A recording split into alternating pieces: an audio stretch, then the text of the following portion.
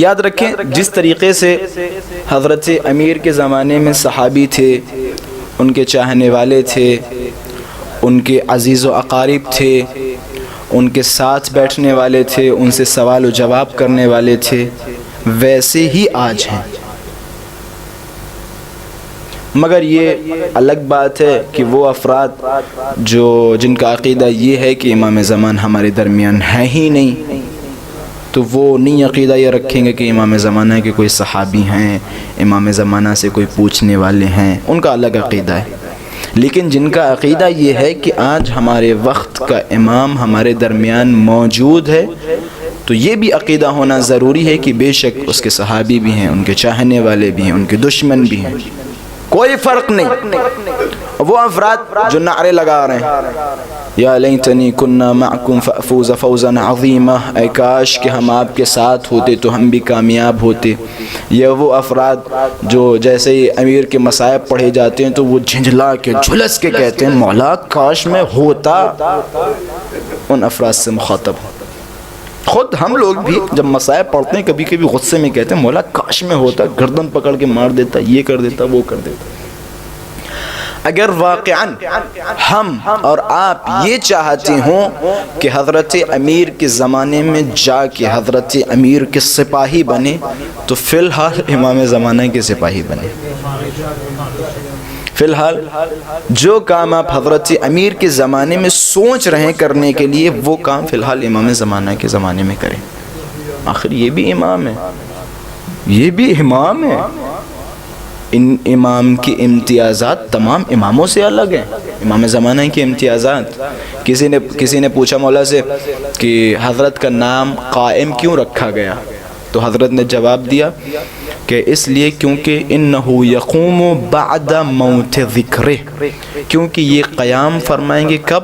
جب ان کا ذکر مٹ چکا ہوگا، ان کا ذکر مٹ چکا ہوگا۔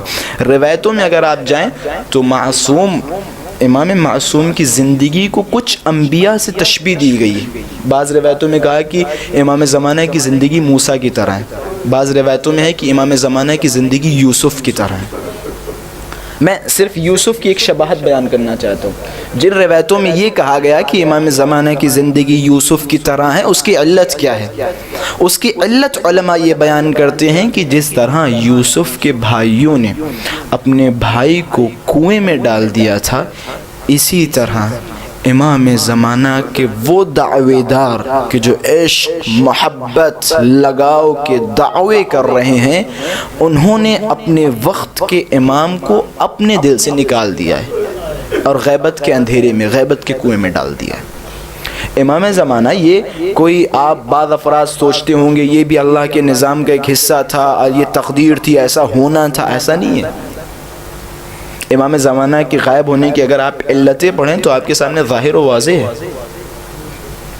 جس طرح سے 11 امام آئے، امام زمان بھی آتے، لوگ ان کے بھی ساتھ وہی کرتے جو 11 اماموں کے ساتھ ہوا۔